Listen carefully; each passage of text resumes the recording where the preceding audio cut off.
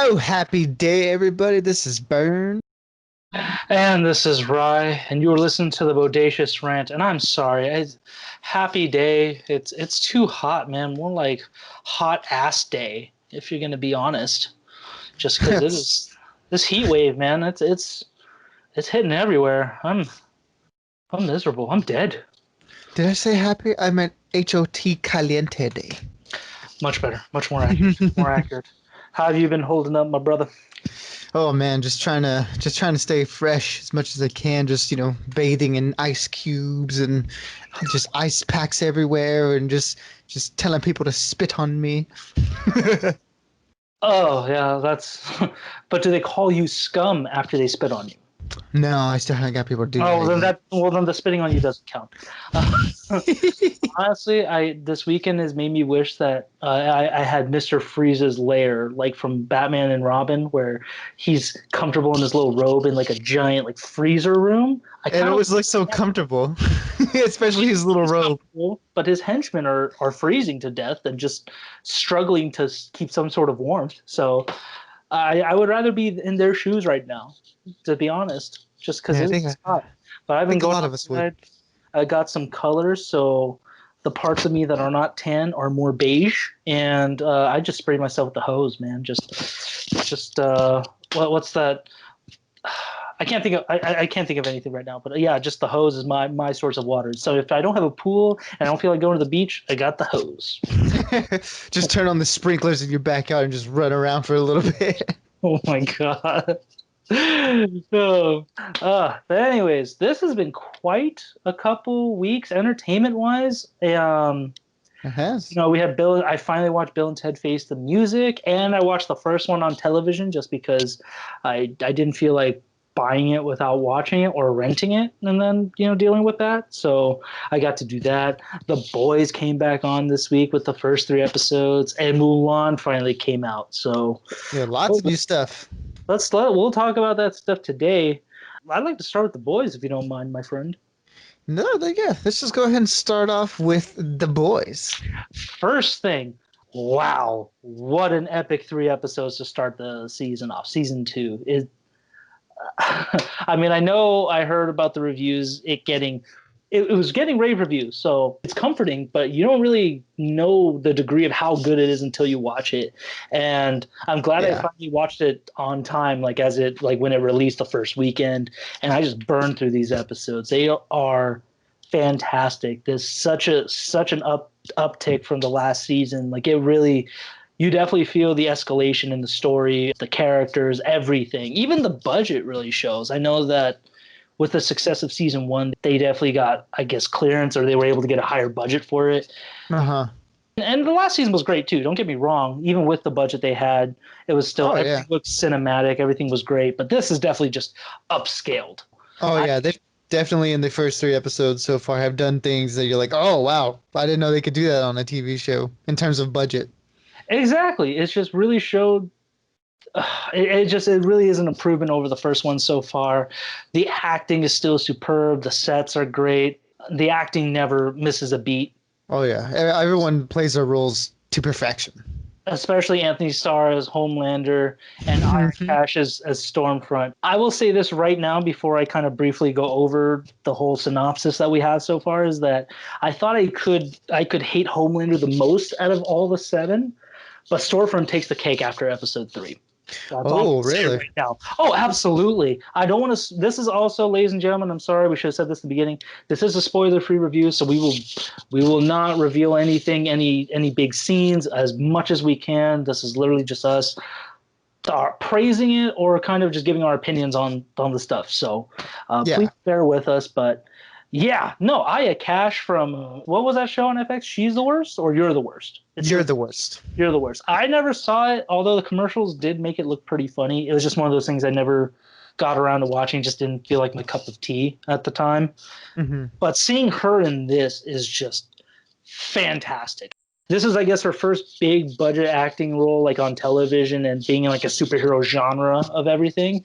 And I'm going to say superhero air quotes the whole time talking about The Boys, because I know we've briefly talked about the show in a couple episodes before, but I can't emphasize enough that these are not heroes. At least No. majority of them are not heroes. And she takes the cake. After episode 3, which we are waiting for episode 4 to come out on Friday, she is just awful person. But she Yeah, does such a great exactly. job at it. I can't. It's like extreme love hate relationship. Love her as an actress, hate her as a character. Yeah, as the new kid on the block, she definitely comes into the show and holds her own with, especially in like a position to a Homelander who just nails every scene that he's in. Anthony Starr just does a fantastic job on the show, and like every time he's on screen, you just can't take your eyes off him. And when they're on screen together, like you're like, oh man, this is just so much good stuff going on here in terms of acting and character work that, again, like as a new addition to the show, she just nails it. I will agree on your sentiments with that. When I see them two on screen together or talking about each other in certain scenes, I'm like a little kid watching, like, ooh, what's gonna happen? I'm like eating my popcorn, just this is good. This is good stuff. Let's keep this It's going. the Michael Let's, Jackson in the theater meme with the popcorn just it's like watching two people gossip about each other and then finally kind of are in the same room, like, what's gonna happen? Like, are they gonna get all catty with each other? And it's still super early to tell. Let's fill in everybody, shall we, on the plot we have so far? yeah, let the So, people know. exactly. So if you haven't seen Boys season 1, I can't recommend it enough. Right now, it's easily the best show of the year. I will say that without a doubt. That is my favorite show right now. A Boys season 1, it came out last year around September as well.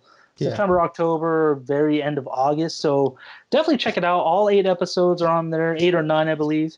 And this takes place sometime after, very, very quick, almost maybe I would say a couple weeks, a month, maybe in the timeline. Yeah, not And too long.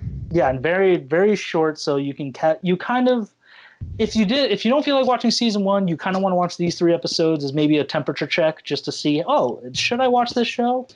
I honestly say you could do that because it does kind of fill you in on what happened in season 1 very briefly. But if you really want to experience the full universe of The Boys, please watch both. I can't recommend it enough. But basically what happened is after last season, these are brief spoilers, Carl Urban's character, Billy Butcher, he is MIA after the finale of season 1. The Boys, which are his team of anti-heroes, basically hero hunters essentially, they're in hiding after the finale. And the 7, which are the heroes of the world, like Homelander, Starlight, Black Noir, A-Train, yada, yada, yada, they are brought in a new hero known as Stormfront, who you can tell off the bat, she's very media friendly. She's very knowledgeable. Like Yeah, I she's just like media savvy. media savvy. Thank you. She's very media savvy. She's very present with modern society, where Homelander and the other 7 are kind of, they're not necessarily current with everything, where she is, and she Yeah. used that to her advantage in a lot of hilarious scenes. That she's so raunchy. She's just a lot of fun to watch in the first few episodes. Just wait, every line she has something quirky or witty with it, and very, again, raunchy. So please keep that in mind. And Homelander has a totally different story arc from the first one, where in this he's trying to take over the 7 after the death of Elizabeth Shue's character or Elizabeth Shue was in Jaws, Back to the Future. No, not Jaws. She was in Piranha. And he's, like I said, he's trying to take over the 7 by trying to literally be the official leader of it all, while also trying to be a father. And I'm not going to say how he is a father. That's something you'll have to find out for yourselves. But he does such a terrible job. And yeah, his acting. To put it lightly. Again, I knew he was in Banshee, which is a Cinemax show. Did you ever watch any of that? I've never saw Banshee, but I did hear a lot of good things. My family did watch it. They loved it. I just never got around to it, watching that. And he is such a great actor. Just has such a creepy vibe to him. Like it ekes me out watching it, but I also can't take my eyes off him. Yeah, just the thing about him is it's like a great actor when they cry, right? When they can make themselves cry on screen, where you can like buy their emotion. He takes it to the next level because his character is a sociopath. And the way he pulls off the character, like attempting to cry to like show some emotion for the benefit of other characters, is so amazing to watch. Just like you're like whoa, like you believe that this man has no feelings for anyone and is trying to make it seem like he does. That's just incredible acting on his part. Again, he's so cringeworthy to watch just because if you've seen season one, you know how terrible of a person he is. He's not empathetic in any way. He had some No. moments in season one, and I know in a couple of episodes, in the first couple episodes with this, there are some moments you get that he is trying to be somewhat humane, but he doesn't succeed. And I think he knows he doesn't succeed because he just doesn't care. So, like you Yeah. said, how he tries to show empathy and tries to have feelings, it doesn't work. It's almost like Dennis in Always Sunny, where he has no feelings. It's like, Yeah. Well, or at least the feelings of others don't matter. yeah. I just love when Mac was asking in Always Sunny, wait, you don't have feelings? No, not really. Do you? Every day. Oh. Oh, I guess that's what that feels like. It's like, oh my God, what is the math? Like that's something you need help on. Yeah, I can't praise everybody enough. Jack Quaid, who's Dennis Quaid's son, he does a fantastic job as Huey, who's the main character. In season one, basically his girlfriend gets murdered by one of the seven. And I do say murdered, not intentionally, but the way they play it out is it might as well be a murder. So Oh yeah. that's what begins his journey in The Boys, where he ends up joining with Billy Butcher and everyone. And this one, he is struggling to deal with the aftermath of just what line is there to walk? Like, am I trying to still do good, or are we just as bad as they are? And Yeah. he does a fantastic job of portraying his own trauma, his PTSD, as you will. Yeah. And And just like coming to terms with what his life is now at this point. exactly, especially because all their families are gone because they're essentially under their own witness protection. They're on the run, so they have no contact to anyone from their lives right now. And Jack Quaid really does bring out that isolation in his acting. He really shows what it's like to really be cut off and you have people who are in the similar situation, like his cohorts are in the same situation, but he just can't handle it compared to where they've done some shit in the past, and he's Yeah. just an average Joe. So he does a great job with that. And Erin Moriarty as Starlight, the newest hero from season one to join the seven, she also does a fantastic job of almost being a double agent. And I don't want to Yeah. reveal anything past that, but I can't talk about everyone else. And then Karen Fukuhara was one of my favorite actresses because she was Katana in Suicide Squad. Even though that movie sucked, she was a great Katana, and she's a great actress.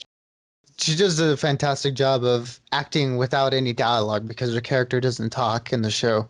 So just to like express all that emotion through like body movement and facial expression is really like awesome to see. Yeah, she's again just everyone does such a great job so far. Yeah, no, Especially it's every new episode's Fridays, right? From now on. yes, every episode Friday. And honestly, a couple fun facts for you guys too. Aya Cash's character Stormfront, they actually gender swapped her. So in the graphic novels of The Boys, Stormfront's a guy. And just to put this in perspective for you, if you're not interested yet, Stormfront was a Nazi hero. And then by that I mean the Nazis created him as a hero for them. So he technically is a supervillain, while Vought International, the company behind the Seven that support them, they essentially rebranded him in the comics to be a hero, and that doesn't work. And in this show, we don't know where she came from because obviously they gender swapped her. She's definitely different. I love her look though. It's almost different from the Seven while going very very well with them just because I just love like the brown and black with her look. It's like a very like almost a barbaric look to her while being very tactical, if that makes Uh-huh. sense. That's the vibe I get from her suit, and her armbands actually have the American flag like a military would. So one side it's completely like it's regular, the American flag is how it looks, and then the other side the stars are facing forward. So I just like those little details about her. I like her kind of shaved side a little bit, her hairstyle. I think it's Yeah, very I call it the Skrillex haircut. okay, it is the Skrillex. I didn't know if that was technically still it, but yeah, her look overall, it's very feminine while also being very just edgy and tough. Like she definitely doesn't hold any punches. whether it be dialogue, and then she has a great action scene in episode 3, which again I don't want to give it away because I do want everybody to watch this. Strictly, just her scene makes me like her and hate her the most in the show. Exactly. And another thing is too, for those who've seen season 1 but you haven't seen season 2, Black Noir, who's like the Batman character, just the guy in all black, he actually shows up in action in episode 1, which I just thought was batshit crazy. Yeah, the opening scene, right? Yeah, I was like, oh my god. If Batman was a supervillain, that would actually be it, with some Zero Dark 30 mixed into it, because Just brutal. Ruthless. I can't put it enough that he is just savage. So I'm already giving this show 5 out of 5. I feel like if the first three episodes are any indication, the rest of this season, there's still 8 episodes, 9 episodes. Do you know? I don't. I think, yeah. I mean, I haven't heard anything to say that it isn't going to be the 8 episodes like it was in the first season.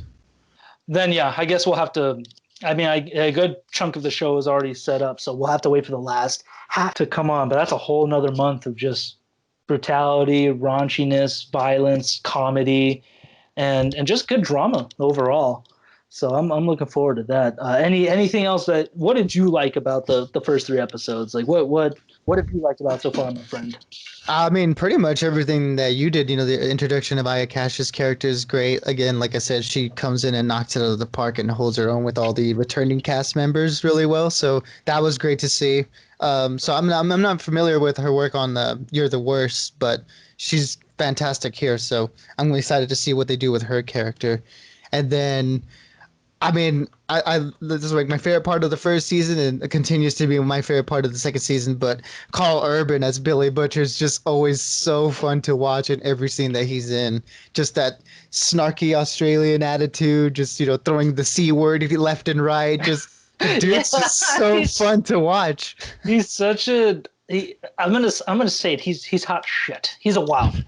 He's a wild everybody. He's a wild man. He really is. Just the first episode he comes back is just daddy's home with this. He nails the crazy eyes really. Uh-huh. I can't put it. It's like where's that crazy guy in the group? He's the leader and he's got the crazy eyes super down. And that he does that thing where like he has his eyes really wide and like talks with the side of his face like it's just so fun. It's like comical, deliciously really. like evil, like in the maniacal, but he's a great guy at the same time. Yeah, but he's definitely more of a villain so far. I'm gonna say that right now, more so than the last one. He's definitely walking that line of just getting everything at his own, no matter what the cost is. Yep. While also trying to be a teammate in The Boys. So again, we'll have to wait to see how that dynamic plays out. What do you want to talk about next? Should we talk about Bill and Ted Face the Music, or do you want to talk about Mulan real quick? What you feeling? Let's talk about Bill and Ted. Okay. I've been waiting to talk to you about this one. Excellent. Villain man. Well, like I said, I've never seen the Bill and Ted movies. I'm a huge Keanu Reeves fan.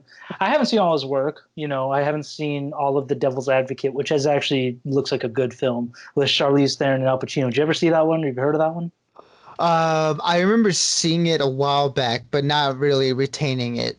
I remember used to see that at Blockbuster growing up. Like that's one of those movies I would always walk past, but I never checked out just because it was an older movie and I was a kid, so I didn't have any interest in that. But yeah, that one actually looked really cool. I caught the last few minutes and I've only seen the very beginning of it, so I need to watch that eventually completely. And Bill and Ted, I know, is one of the movies he got his start in. And honestly, I could see how Wayne's World ripped him off a little bit because like a brunette and a blonde guy, both obsessed with music, trying to be great musically in like a garage situation. I just thought about. Oh, I never put that connection together. I just thought about it as soon as I watched the first one because on Sci-Fi, so I recorded it on YouTube because I have YouTube TV now, so I completely cut the cord. But that's besides the point. So I finally got to watch the first one on Sci-Fi, and it's definitely out of touch.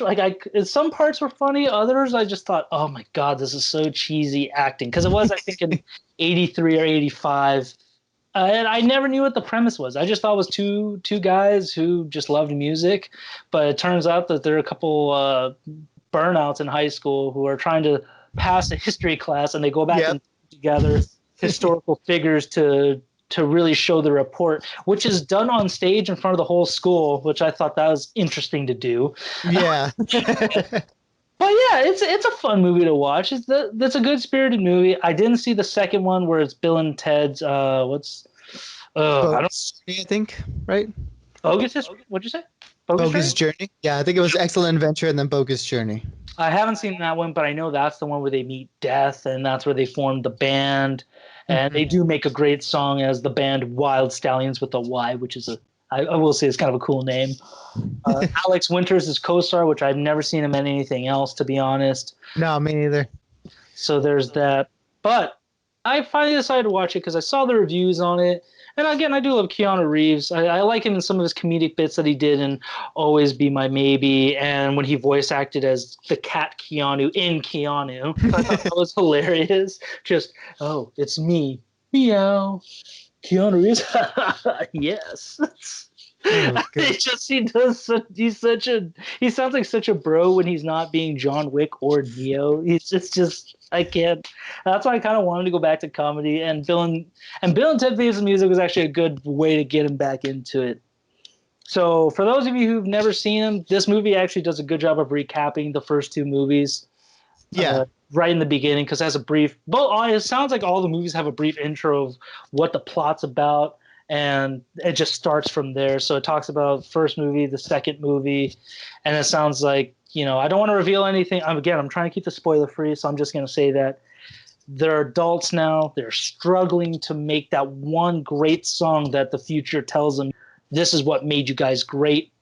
And they have a family, so they're not completely unsuccessful people. They have, beautiful daughters who are played by Samara Weaving from Ready or Not, and Bridget Lundy Payne, who I haven't seen them in a whole lot of things. I only saw them in Bombshell. They were in Bombshell. I think that's the only thing I've seen him in. Exactly. And before I continue, ladies and gentlemen, Bridget Lundy Payne is considered they identify as non-binary. So when I talk about Bridget, I will say they, and if I talk about Bridget and Samara, I'll just try and say their names separately. So bear with me. I apologize. I'm just trying to be respectful of the actor, because they were my favorite part of the whole movie, actually. As Ted, Keanu Reeves' daughter, I thought. Yeah. and the character's name is Billy. So that's the hilarious part too, is that they just basically named their daughters after themselves. So Ted's daughter's name is Billy, where Bill's daughter's name is Theodora instead of Ted. Yeah. I thought that was so stupid, but again, it's so great. And they're just spinning images of their fathers, in which that they dress very similarly. They have the same mannerisms and attitudes that they had when they were in high school. So that was just adorable to watch. Adorkable, I will say, because they're adorkable, yeah. Because they're cute. They're beautiful people, but the way they dress and the way they act, it's almost like they still can't grow up. And even I love how Ted's dad calls their wives out on it, like the mom saying, "How does it feel being the only adult in your families at all with jobs?" And the daughters and dads are like, "What is he talking about? What's his problem?" Yeah. So essentially, what this movie is about is that they're struggling to find their song, and the future comes knocking again when the daughter of the first future goer, Dennis, his daughter comes back to tell them, you guys still need to make your song or the world will end. So instead of trying to make the song in the amount of time they have, they decide, why don't we steal it from ourselves? Because if we invented it, why can't we just take it from them? and that's basically where it takes place, is that they're trying to steal their own song from themselves, and they just keep running into themselves more so in the movie than in the first one, from what I remember. Because the first one, I remember they only saw themselves at least once, and that was it. The second one, I don't know, so I can't speak to that. But this one, it just completely revolves around them, and their interactions with their older selves is hilarious every turn, because they're so stupid. It just gets funnier and funnier every time. And again, I didn't expect to like it so much, but the opening scene where they're at Ted's brother's wedding is just their song for them to pray to welcome them into the family is just hilarious. And I remember last night I couldn't stop laughing at it because I thought this is ridiculous. What are they doing?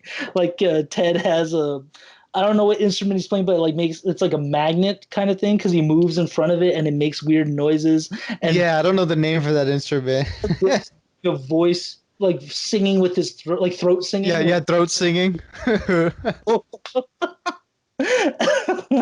It's just they really have lost their way, but the daughters are rocking out to it, which makes it amazing. Just Uh-huh. Richard Lundy Payne Biggest is like fans. really going with it, and Samara Weaving's just got that face like, oh, this is interesting. And that's the other positive thing is that even though they're not in the best place as dads, their daughters are still got their back, and that was heartwarming to see. Where in some movies that they've done, where like I remember Zoolander, the sequel, and even Dumb and Dumber, both terrible sequels that they shouldn't even bothered with. Both the kids in those movies, either they didn't know about the dads or they completely hated the dad. And I Uh-huh. know that's kind of a similar trope with those stories that you take place when the characters are older. Their families may resent them in some way, or they just are on completely different pages. It's kind of nice seeing that the daughters are super supportive and just like them. The apples do not fall far from the tree. Yeah, that's it's a common trap I've noticed with movies that are sequels to movies that had come out maybe like 20, 30 years ago, where there's like a level of it's cynicism injected into it where everything was fine back then, but then everything now is just kind of seen through this kind of more cynical eye where things are not as good as they seem to be. But with this one, they totally managed to not do that and still be really entertaining. Where, like again, like you said, the relationships with their daughters are fantastic. There's again because it's like watching another version of themselves. Literally, just they're the same people. Like the daughters praised him for their music. Like, Dad, your playing was just luminous, and your throat singing, like transcendent, kind of the way they're Uh-huh. it's just. And the dads are very surprised, but they're also like thanking the daughters, like, "Oh, we appreciate it. You guys like they want to say, you guys read us like a book, essentially, because they think the same way." And again, I don't want to reveal too much, but I was definitely pleasantly surprised by that movie because I remember when I first heard about it, I thought, oh, great, another Dumb and Dumber 3 situation where it's just, or Dumb and Dumber 2, technically, because Dumb and Dumber is a prequel. Of, Yeah. hey, we're doing another sequel that will probably epically fail 30, 20 years after the movies came out. Yeah. But this is one I think that actually broke that really well. This one, like, it's actually more along the lines of like Blade Runner 2049. That's the new one. Yeah. Blade Runner 2049. A sequel that surprises me. That it's almost better than the originals, if not as good as the originals. Yeah, like yeah, exactly. I throw in like Mad Max Fury Road into that too. Mm-hmm. It's a short list for movies that have come out years and years after the last one and still managed to be really good. Even Jurassic World, I would put it up there on that list too. A sequel that hasn't come out for like a good sequel that has been out for 10 plus years, and it rejuvenated the franchise. Let me ask you this though, before we move on, because I don't want to say anything more about this movie without giving it away. Would you think that the way this movie went, that we could see another one with either Bill and Ted or Billy and Thea? I mean, now that this one came out and was really good, like I do want to see more with these characters, whether they do it with, the Bill and Ted characters or if they'd have like a spin-off with the daughters. I wouldn't mind watching that either. So, I mean, I don't know how well it's doing to be honest, in terms of like how it's doing in VOD, but I know critically it's doing pretty well and people who seem to be fans of the franchise are liking this one too. So, maybe that might be enough, but I mean, if they do, I'm totally down for more. Well, I contributed to the VOD because I rented it, so I'm helping. Yes. You're welcome. I know that and Mulan are out in theaters and places, but again, we're in California, so not a lot of theaters are open where we're at. And I personally am not ready to go back to a movie theater. If it was a drive-in, I'd be down for a drive-in. Drive-in's actually pretty fun and pretty relaxing. Actually, no, maybe Bill and Ted isn't in theaters. I think that one was just straight VOD, where I think Bill and Mulan, Ted was showing in some places. it is. I don't think it was like like a really really wide release, but I did hear like a few people saying that they saw it like at a drive-in and stuff like that. Okay, well that's awesome then. But I would give this movie 4 out of 5 stars just because It's stupid beyond belief, and you kind of have to expect that with Bill and Ted. And Keanu, I will say too, he was funny, but he's still it was still like John Wick trying to be normal in this movie. That's how I kept looking at it. Is that he's too You much of couldn't a separate him from John Wick. he had too much of his like scowl going on. I mean, that's probably just his face as well. So please forgive me, Keanu. I love you. You're one of my favorite actors in the world. But even then, even with that complaint, he was still hilarious. And then him playing his older selves was just hilarious as well. I can't like he can still do comedy, and I kind of want to keep doing comedies just to balance out the epicness of John Wick and Matrix 4 coming out. So Yeah, I'm just piggybacking off of that. They're saying that yeah, it is nice to see him take on more roles that are different from the traditional action roles that he's been in, like you said, in John Wick, or we'll see probably in the Matrix 4 coming up. But like seeing him, yeah, take roles back like again like this in as Ted, and then his cameo roles in Always Be My Maybe and Keanu. It's nice to see him like expand out and play more into his comedy, his little comedy tropes. yeah, I rewatched the scene with him and Always Be My Maybe, and it's still just the funniest thing in that whole movie. Just because when he comes out with Sail playing in the background, walking all slow mo, and just he looked pretentious as shit. He was just kind Uh-huh. of playing on that stereotype of a Hollywood actor who seems super cool, but in real life he's just super douchey. He does Uh-huh. that explicitly well in that, especially when he meets Marcus's like the main character Marcus's girlfriend at the movie, and she's I know what it's like to be starstruck. And I remember what he said was the only stars that matter are the ones that when we dream. It's just she's getting all teary eyed from it. It's like, really? That's what you're saying? And then when he's like, "Oh, I like your glasses, Keanu." "Oh, thanks. I don't wear them. My eyes are perfect. There's not even lenses in them." And he's like, "Oh yeah, not nothing." He just completely plays into that. Just and then I like at the last part he said, "Oh, I didn't go to prom. I left high school, started followed my dreams." It's like, oh, okay. Make Oh. me feel bad. He just does. He's when he does comedy, he does hit in some of the things he's done recently. So Yeah, yeah, and like him playing Ted in this one, like as a normal Ted, it was fine. But I felt like he had the most fun when in those progressive future versions of himself. Like they got a little more like wacky and creative, and he really played into those really well.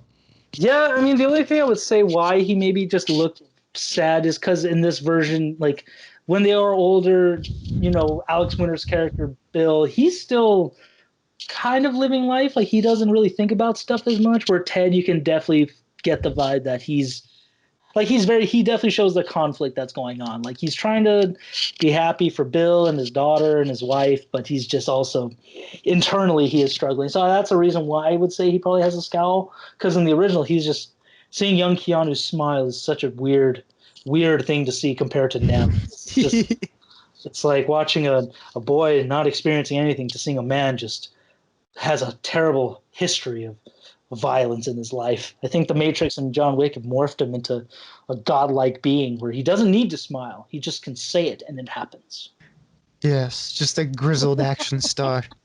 Like I said, I really like this movie. And if you guys want something funny, something uplifting to watch, Bill and Ted Face Music is definitely one of the ones I recommend for sure right now.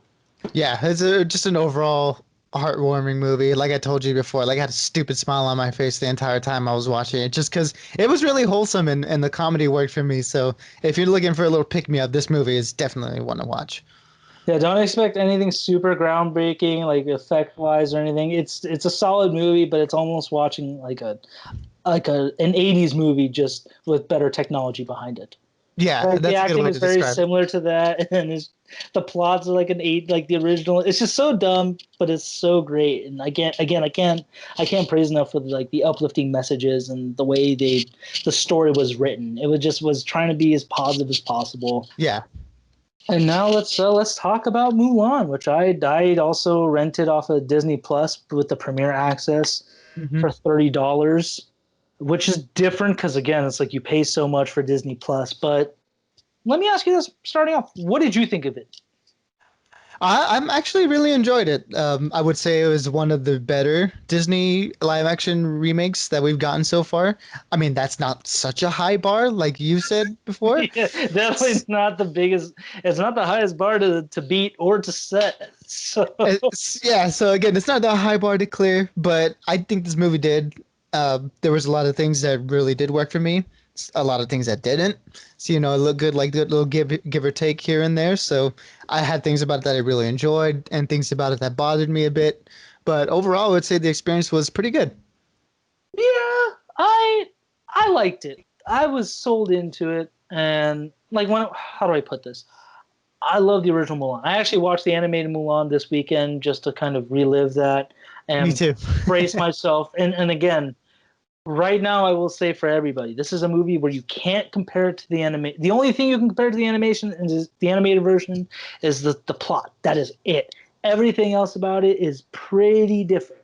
Yeah, There, and even the plot is like a skeleton of the original one. They do enough different there that it's not, page for page the same story. exactly. So and the acting was I wasn't sold on some of the scenes when they were acting it out just because I felt like it was a little flat here and there. And Yeah. that's the problem with live action remakes with Disney is that especially in Lion King, the dialogue can be flat as all hell. Like it has no excitement, no energy behind it, no feeling behind it, and it's hard to get invested in the characters or the scene where it's just they have no emotion with what they're saying. So Uh-huh. there are a couple scenes like that for me in this movie.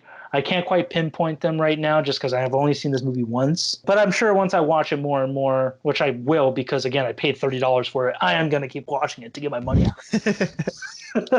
If I'm being honest, it was still good. I liked it. We're lacked in the acting and made up for the visuals, the effects, the Yes. set pieces, the costume design. Everything was technically this movie was fantastic.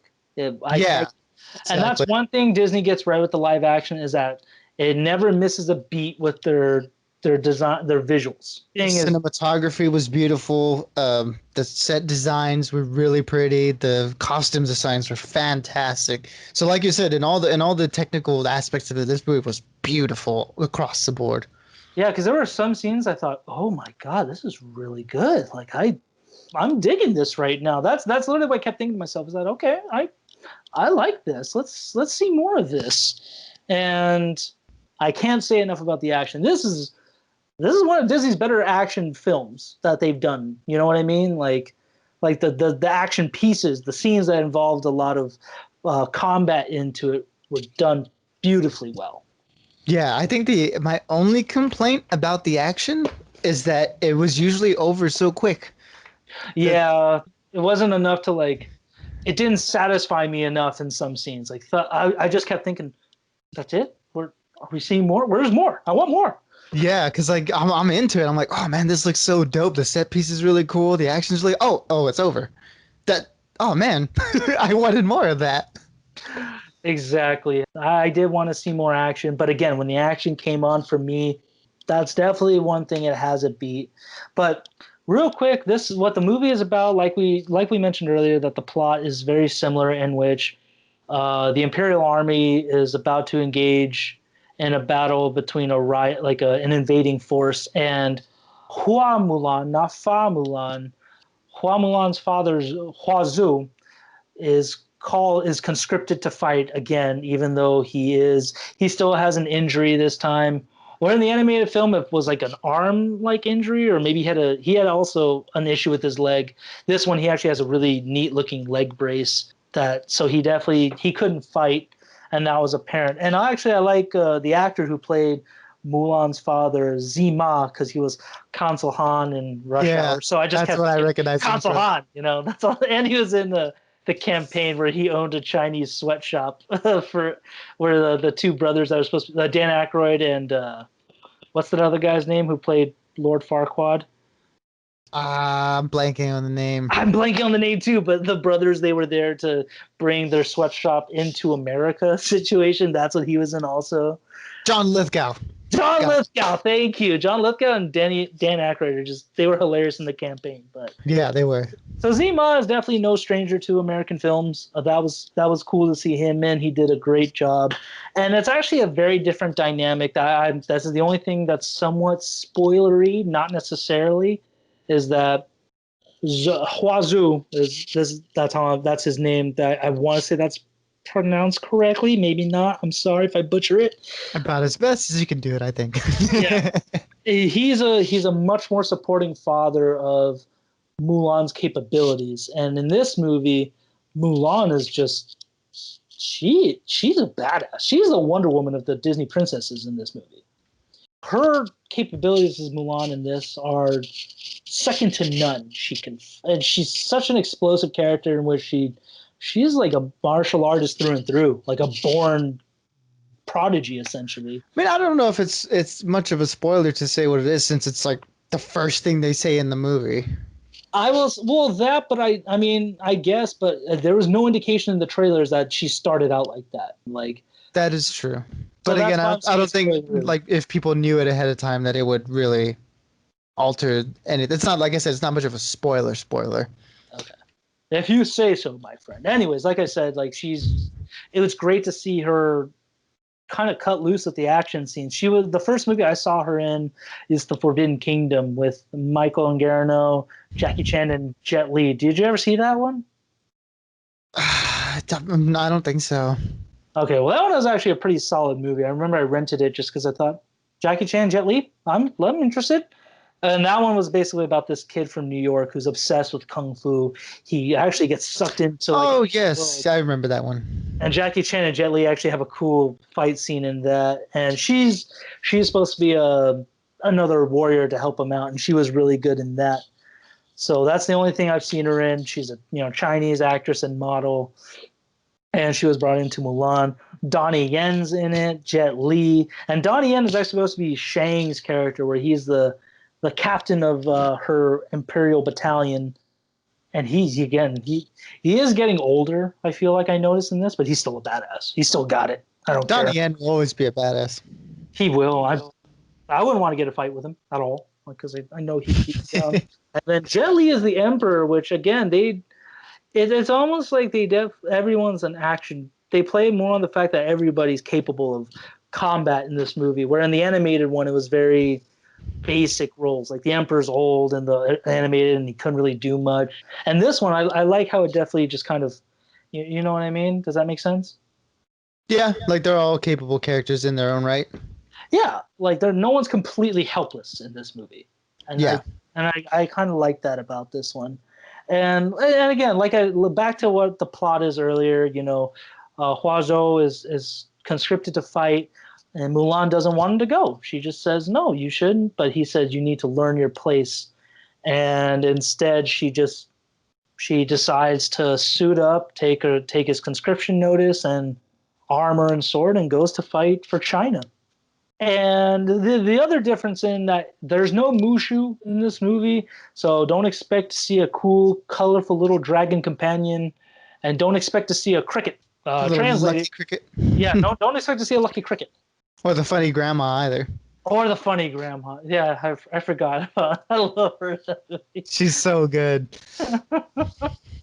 Especially at the end of the first one, where Shang comes to give him back the helmet, and she says, "Ooh, sign me up for the next war." Would you like to stay for dinner? Would you like to stay forever?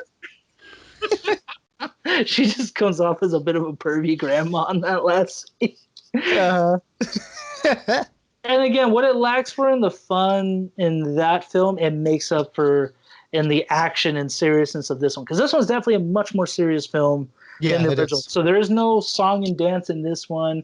The more of the song and the more of the dancing is in the action scenes, in which that the way Mulan fights with her sword or a spear, and even when she shoots bows and arrows or anything like that, it's a very artistic way of fighting, like Crouching Tiger, Hidden Dragon.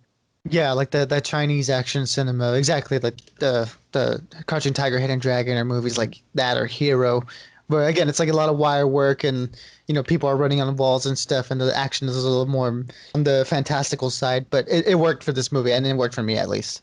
Yeah, I agree. It definitely, like I said, I love the action. That's actually my favorite aspect of this movie is that it was beautifully action packed, is what I would say. Hmm. And instead of Shan Yu and the Huns as the villains, it is played by one of my favorite actors growing up, Jason Scott Lee, who is Bori Khan. And I completely forgot him.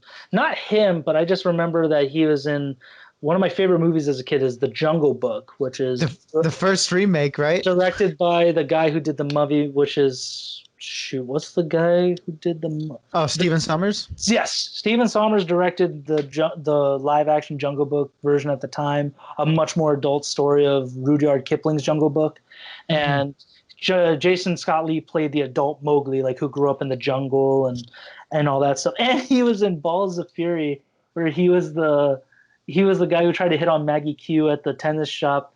And he's like, "You will face the dragon," and he was Uh, the one who would translate for the girl, the yeah, dragon. the little girl, right? Who said, "This I shot, no one can defend." I didn't realize that was him. I looked it up because I thought, is that the same guy? And I thought, oh my god, he's Mowgli too. Holy crap, I didn't put two and two together until later. Yeah. So I think he also voices David and Lilo and Stitch also. Yeah, how's it, Nani?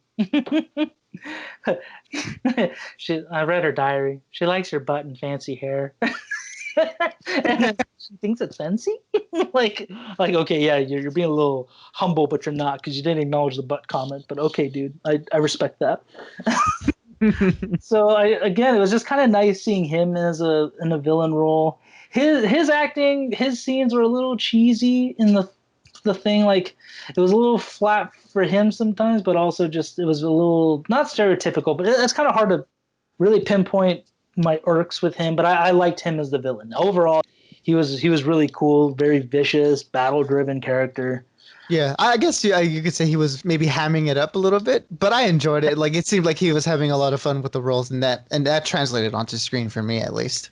That's why I need you, Burn, where I can't quite put my thoughts and words together in the audio and visual form. You do that for me.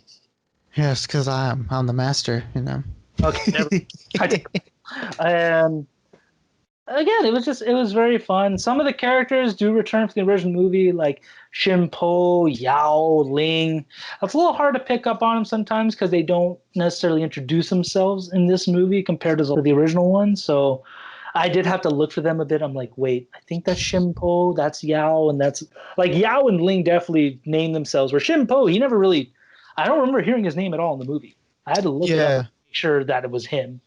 Yeah, I will say that's one of my complaints about the movie is that those side characters they really do get sidelined in this movie. Like there's just not really much to them, and I didn't really care for them as much as I did in the cartoon version. If we are gonna compare, but I mean, I guess it's fine. But I really wish there could have been more there. Yeah, I that's the thing. I for the live action one, I tried not to have any expectations of the other characters. The only one I really wish they could have brought in was Mushu, just because I loved Eddie Murphy and what he did with that character. And actually, instead of Mushu, instead of a dragon spirit, Mulan is accompanied by the Phoenix, which I didn't think was really prominent in Chinese culture. To be honest, I didn't know how widely known that creature is to people. So that was a nice little change for the movie, except the only thing I thought is that the Phoenix could have been around more. Wasn't around Mhm. enough for me. Yeah, I guess it works a little just like as more something symbolic, just the phoenix and the iconography of like rebirth and how Mulan herself is going through a sort of rebirth, how she's becoming her true self and releasing that onto the world.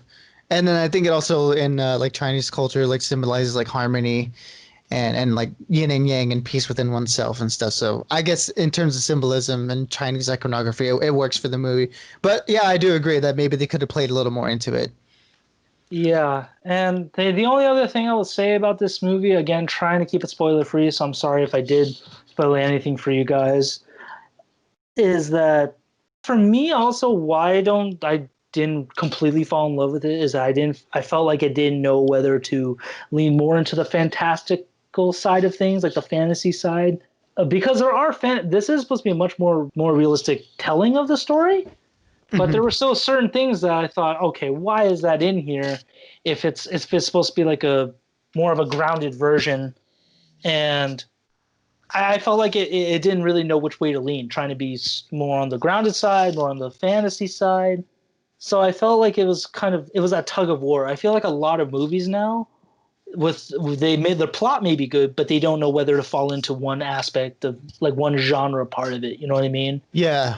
Yeah, and I do agree with you there that it seemed like it had its toe dipped in both sides, in realism and in mysticism, where as I think if they leaned a little more one way, like either way, either if they wanted to go more realistic or a little more mystical, I think it would have worked better for the movie instead of just trying to do both and not really leading one into the other And I more. guess you could make the same argument about the original Mulan because there is no crazy action in that movie.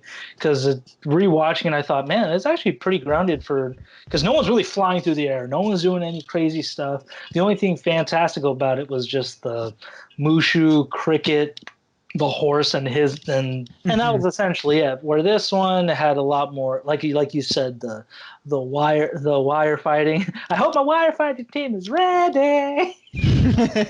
You maybe thought of that when you brought that up, and yeah, and then Bori Khan and the other character that was helping the Borgans, which was Gong Li, who played Xian Lang. Again, I hate that I can't pronounce these names correctly. I It's think hard it's to Jian Yang, I think. Xian Liang. I think Jian so. Yang. But yeah, she plays she's another side of Mulan's character, which I did really enjoy about the movie is that there's two sides of that where Mulan because women in this movie are definitely supposed to just be, women of the house, have children, bring honor as being a good wife and Yeah, not warriors. not warriors at all, but Mulan is a fantastic warrior. I can't stress that enough. And Zhang Lang, she's deemed as like a witch in this, where she kind of plays like Shan Yu's Raven, his Falcon, as you will, because that's Yeah. what she can change into. So they kind of kept that aspect from the original movie into it, that little character part. And she was also really cool herself. I loved her makeup where it was very like it was almost like a like war paint, but also played into the fact that she does know some sort of magic or chi, as you will. She was able to tap into her chi to allow her to do what she's able to do. Yeah, I was totally digging her vibe, dude. Like exactly like her headdress, like the war paint, and like also like how her fingers were also were the talons of the falcon that she would turn into, and like Her her dress was kind of like that. They looked like feathered scales almost. her and Mulan Like were pretty badass. Like it was I would have been so fine dope. if it was I would have been fine if it was just them two going at it for majority of the movie. Yeah, I totally would have been down for that because they were both such interesting characters, especially Jian Yang. Yeah, so they definitely stand out to me. And again, I would give Bill and Ted, like I said, I would give a 4 out of 5. This one, I would also give it like a 3.5 to 4 out of 5 stars for it. And why I say 3.5 to 4 is because whatever it lacks in like the acting or maybe even things you miss from the original movie, it makes up for in its own visuals, its own set designs, and the action pieces. It doesn't miss. I will recommend that of those alone for why you should watch this movie now. Yeah, and the same. I would give Bill and Ted a 4, and then this one I would give a 3. Just because for everything I really did love, there was a lot of stuff that I just felt lacking. I think some of the emotional beats could have hit a little more. There was just some Mm-hmm. things that kind of like fell flat for me, where like it was like a really poignant moment in the movie, and it just didn't really like play into that enough. And then again, the action scenes were good, but at the same time they were also a little short lived, which I wanted a little more of. So yeah, for every like really good thing, there was just a little something that would just keep it back for me. But overall, 3 out of 5. I really enjoyed it.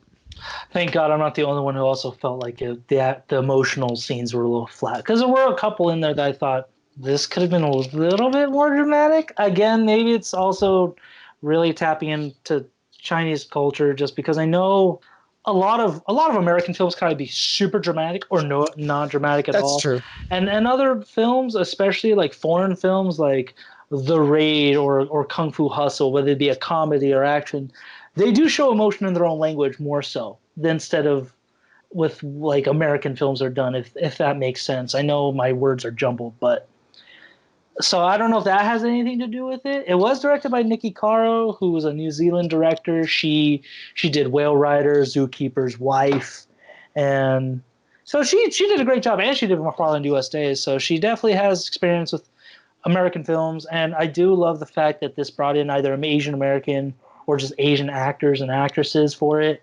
That's Yeah. another progressive thing for Disney and Hollywood in general. I do love when they go all out with that, like Crazy Rich Asians and Black Panther, movies like that. So that's also why I like it. It was just nice seeing something. Whether you're in the mood, if you like I tell everybody, if you're really in the mood to watch something new out, you can't go to a theater, or maybe you just want to watch it at home and you have Disney Plus, this is definitely a movie to check out. If not, wait till December. It'll be free for everybody so you can enjoy it without spending money. I know money is tight, so I don't mean to be insensitive to that either. Yeah, like if it's a movie that you've been waiting for a while and you really want to watch and you can get a few people to come in and chip in for it, dope. Check it out. I would say definitely get it. But if it's something you're a little more on the fence on or something you're like, I think I could wait, then yeah, you probably could. Exactly. And honestly, again, this is besides Jungle Book, this is my other favorite live action remake for Disney, just because, yeah, I think this one actually took a little more risk into it with the differences, with some of the differences in the film, and that's what honestly that's what Disney needs to do, in my opinion. They definitely need to take more risks when it comes to these live action ones. Take stray away from the original story if you need to, just because. Lion King was the perfect example of, again, depending if you loved it or hated it. I leaned more into hating it, is just because it was exactly play for play of the original film, and that's where I thought, cool. I could just watch the original instead of this. Yeah, has a great voice cast, which not failed, but they just did not succeed for me. And the visuals are great, but I could just watch the original movie and feel all those emotions there.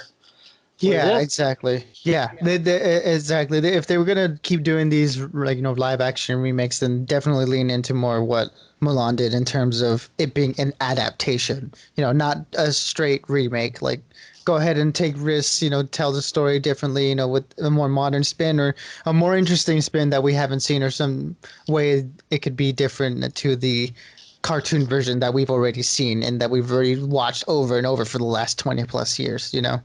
exactly. Just because, again, if you're gonna make a live action version of your one of the movies that made you iconic, why not try and be different? And because again, if they're just gonna keep doing that with the remakes, I'd rather just see the remakes on VOD instead of in theaters, to be honest. I will Like, say that this one is one I really wish I could have seen in theaters just for the visuals alone. It was beautiful. oh yeah, to see it in like a Dolby movie theater where it's just the colors on point, the surround sound is there.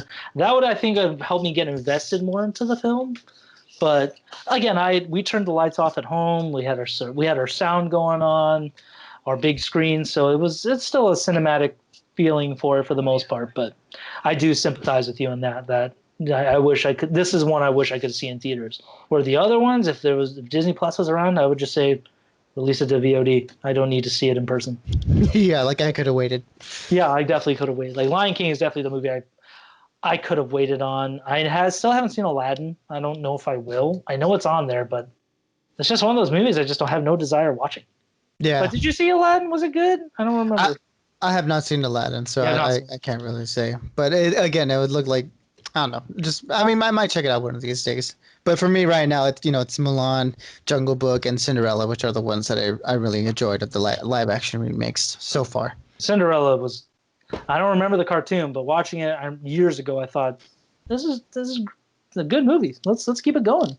And then Jungle Book was good, even though Mowgli was the actress Yeah, messed up. despite the main kid, the movie was good.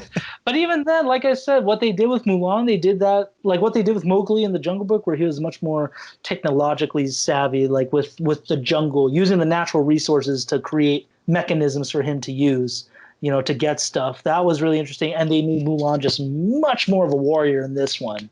So, Hmm. because the original one, Mulan wasn't necessarily a warrior; she was just a girl. She was smart and she was spirited, but she didn't know how to fight. She didn't know any of that stuff. And in this one, just again, Wonder Woman of the Disney princesses, which I really like. Yeah, I mean, for me, I don't know. I don't really want to get too much into it because I think that would be a little bit too spoilery, but yeah, her character journey in this one is a little different because of what they decided to do with her, like in terms of the abilities that she does have. And I don't know if I like it more or if I like it less than her character journey in the animated version, but I do appreciate that they did something different. So it's not the same journey that she's on, going from just a girl to a warrior. It's a little more different than that. So again, I really appreciated that they did that for the live action because it is something different. Yeah, but at least we still have Bowie. Oh no, Mr. No. We still got Bowie. I rewatched that the other day, and I forgot how great Deadpool 2 is, especially with the hot toy that came out with Cable. So I got to pre-order that, even though it won't be out for like 2 years, year and a half. Yeah, probably not till like this time next year. Actually, well, on the website for Sideshow, it said January, February 2022, it'll be available to ship. Oh man, so like yeah, another year out then. But Cable was one of my favorite characters. Like Josh Brolin nailed that role, so I am considering getting that at least. But I told you get that one, and I have my Deadpool, and then we can come over and just play toys and stuff. It'll be great. my God, we're not gonna play toys. What the? Two grown ass men playing action figures. Bah! I got you. These $200+ action figures. They're not even action. They're little statues, little living statues. the posable statue. Oh, but that'll do it for me, Burn. We had a good.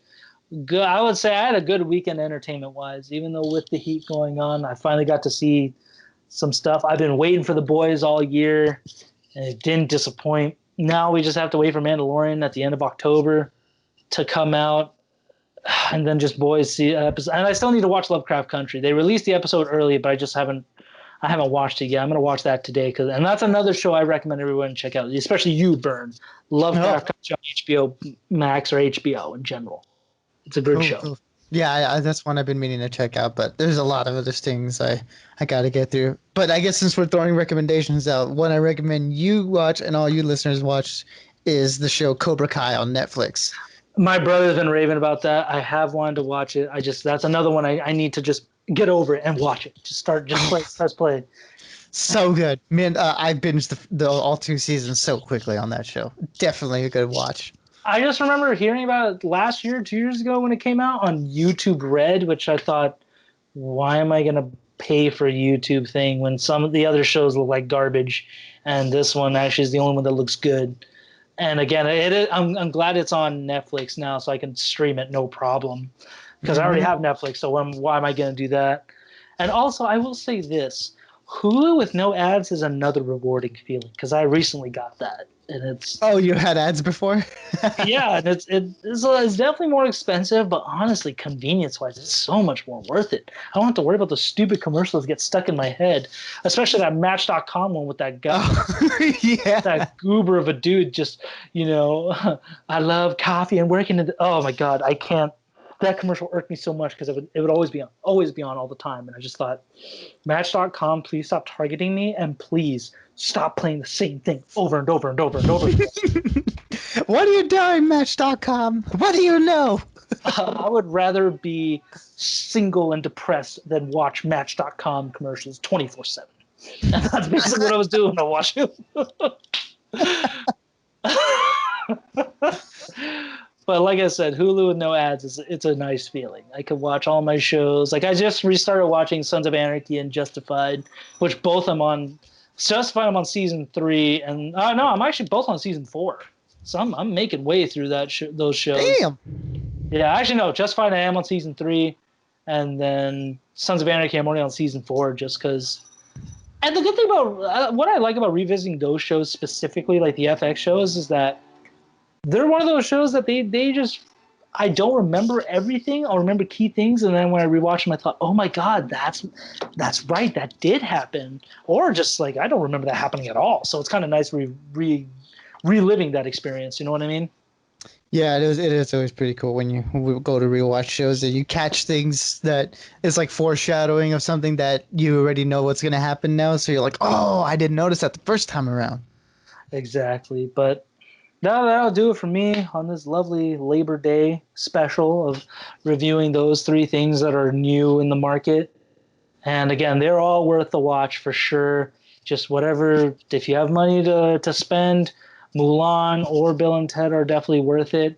And you could actually buy Bill and Ted too. So if you like the first two, I'm sure you'll love this one just as much. That may be worth buying for those of you who are Bill and Ted fans. The Boys is on Amazon Prime, so please check that out. Watch both seasons again if you want to, or the first season again to be specific, in the 3 new episodes. And yeah, Mulan. If you want something, you want to get your Disney fix on, want something new, Mulan's the one to check out. Yeah, definitely. It's a good bundle of new releases that have come out this last week. So there's nothing short of anything to watch right now. So definitely, if people are staying in and wanting something to check out, either one of those is a good choice. Yes, we'll have to. I'm excited for Boys episode 4. So we'll just have to. We'll talk again soon. For sure, my dude. And if you guys have checked all these things that we talked about out, or you haven't checked it out and you want to, let us know. Comments, keep the conversation going. Tell us what you liked or you didn't like about the movies or the show. Definitely just get it going. Just get the conversation going. Yes, please. Though, just like Burns said, let us know if you liked about it, maybe things we missed that we should look for next time when we rewatch these things, or anything else you guys just want us to talk about. Good. But as usual, everybody keep on staying bodacious, keep ranting, and in the words of Bill and Ted, be excellent to each other and party on. Exactly. Be good. Be safe. All right, dude. Well, we'll talk again soon. You stay alive, stay cool and hydrated. Yeah, I'm about to jump into my ice bath right now, so. I'm just gonna just drink a whole bunch of ice, not ice water, just ice. Just a solemn whole. Exactly. I'll talk to you soon, man. All right, man. See you, my Peace. brother. Deuces.